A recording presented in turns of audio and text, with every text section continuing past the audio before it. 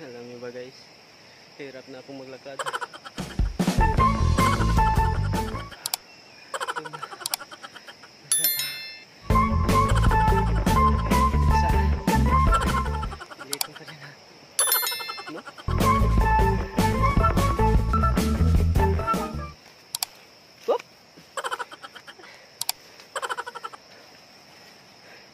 Matirik na daan.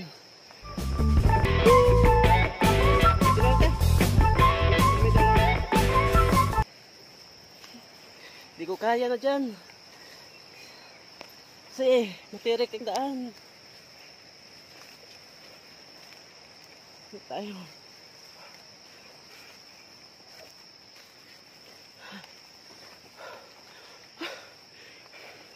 Yung ilong ko.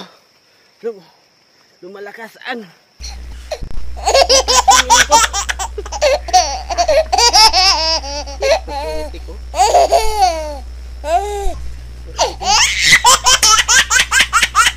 sana pumunta kayo dito, na-enjoy nyo.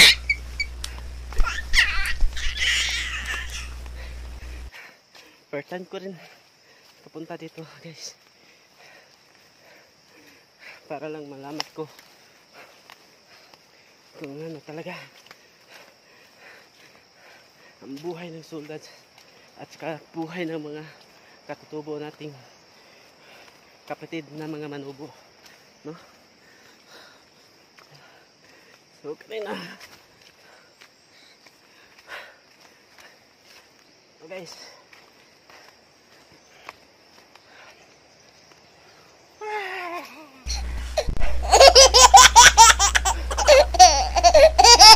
pagod. Oh, malapit akong matumba. Putik ko rin. Putik ko guys. Tapos nakasinilas ako. Oh, tingnan niyo. Sinilas. Talog. Madali akong slide. Miss slippery. Quit!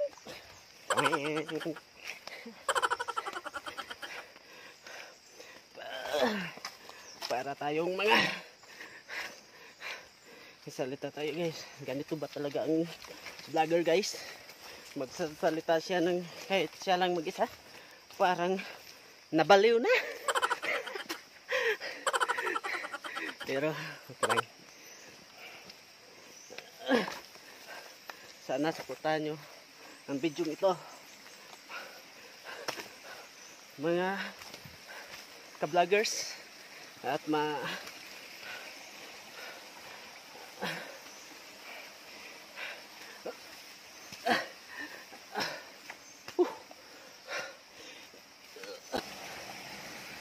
gano? Ano ba ito?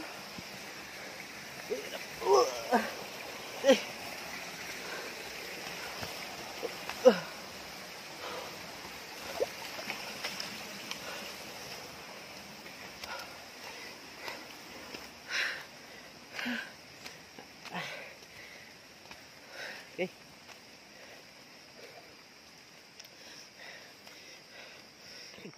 Okay. Ang sakit. Oh, no.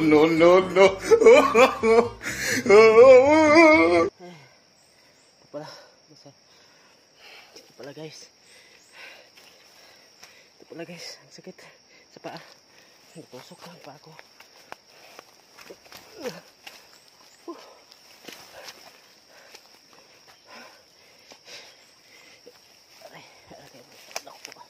Naku po. Hirap talaga dumaan dito.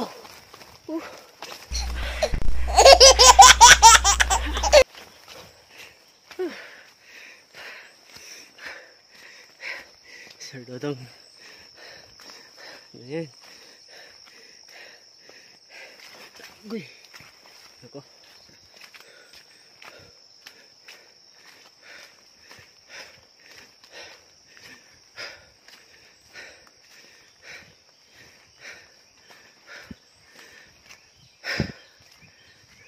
Ganito ang guys, maranasan ng mga sulads na yung mga NGO ba, non-government organization, sila po yung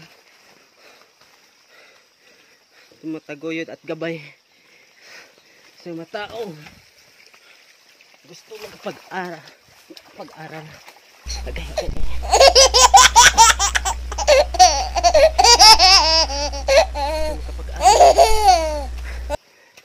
Maya pag makarating na tayo doon sa Dorian Village, makikita natin sila doon, yung kasamahan natin sulats.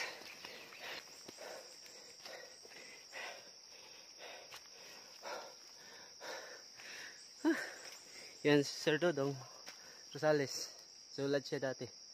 Pero anong masasabi mo, sir, sa pagtuturo mo? Bakit ka nagbuwis ng buhay sa pagtuturo dito sa kagubatan, sa bundok?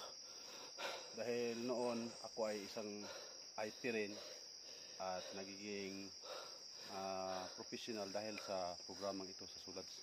Kaya yan, nagtuturo ako, nag-spend ako ng more than 10 years muna bago sa DepEd. Okay, yan guys. At paano natin masalamuhan yung mga kultura ng mga katutubo, yung mga kapatid nating Manobo, sir? Ay kailangan lang tayo maingat sa pakikitungo sa kanila, pananalita na dapat isipin natin na sila ay kapatid natin. Yes, yan. Yan talaga guys. Narinig natin. Galing po yan kang SULADS teachers. Ngayon nandun na siya sa DepEd nagtatrabaho. Dahil sa SULADS, siya ay nakapagtapos at nakapagturo sa kapwa natin na katubo. At ngayon marangal na ang kanyang hanap buhay. So maayos na ang kanyang trabaho, nakapagturo na siya. So dahil ito ay kahit saan tayong daan, sir? Ito at doon tayo.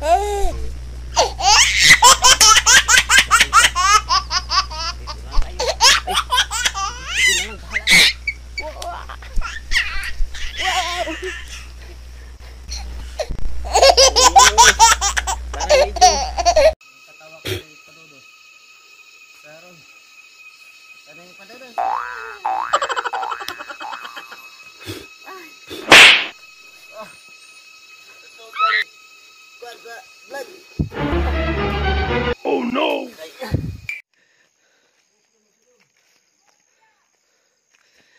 Guys, ito po yung Old Lapangon.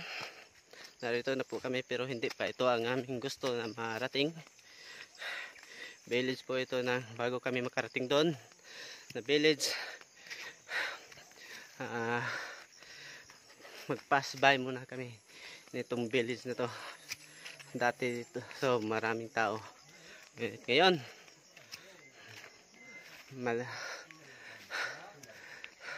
mailan-ilan na lang. Ito si Ayo Mopia Muslim na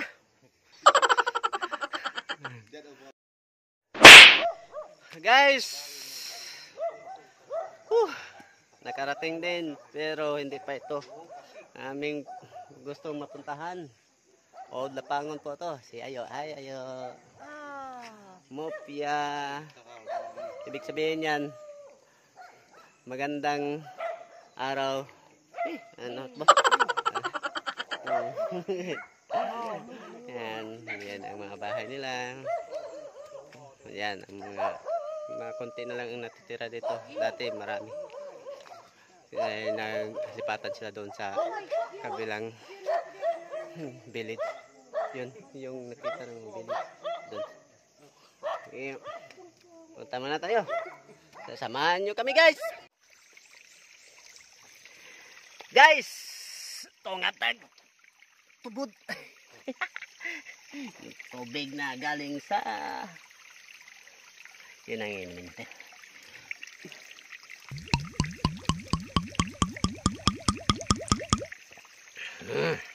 Sarap. Yeah. Sarap na. Ikaw minum?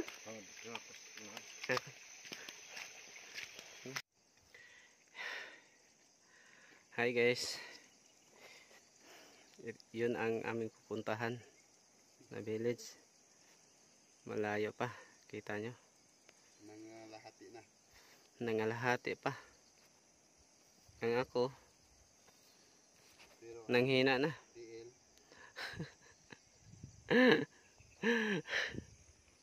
Dito pa kami. Oh, ang layo talaga. Sige guys.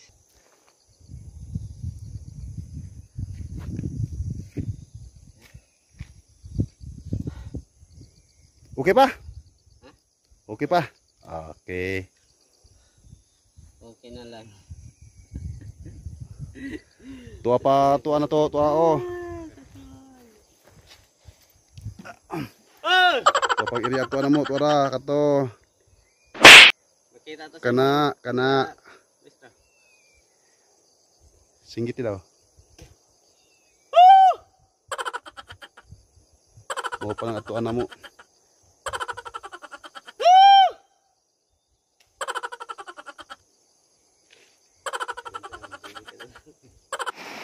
Yan, tinatawid siya. Yan, tinatawid niya. Yan ang kasama ng lubo na nagbubuhat ng aking pagdala ng aking bag. Hindi naman tayo sanay guys sa ganitong paglalakbay. Hirap pala guys. At may parang kanina yung nagbaba kami maputik, hindi ko alam kung bata to. Parang bata-bataan ko na lang ako kasi hindi na kaya ng tuhod ko. Oo, yun na padidit na lang yung kan ba yung lubot wet yun lang ang lalim pala guys. Guys, dati siyang daanan ng ilog at tubig pero wala nang tubig. Ito ang dinadaan namin. Mahon. Guys,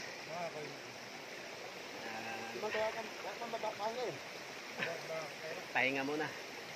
Dahil ito, yun, yung daan na yan, tungo na yun sa Durian Village. So doon na, ito na ang last na maglakad tayo pa Subida. Ang pangat at pakyat. So na ano, nag-iipon tayo ng lakas para makaakyat tayo doon. So, yan guys. Yan ang mga bundok. Yan si Jerry. Hi. Yan si Sir Gonzales. Yan guys. Yan yan. Kalaki ang mga punong kahoy. Ganito ka-tirik aming dadaanan. Dito kami sa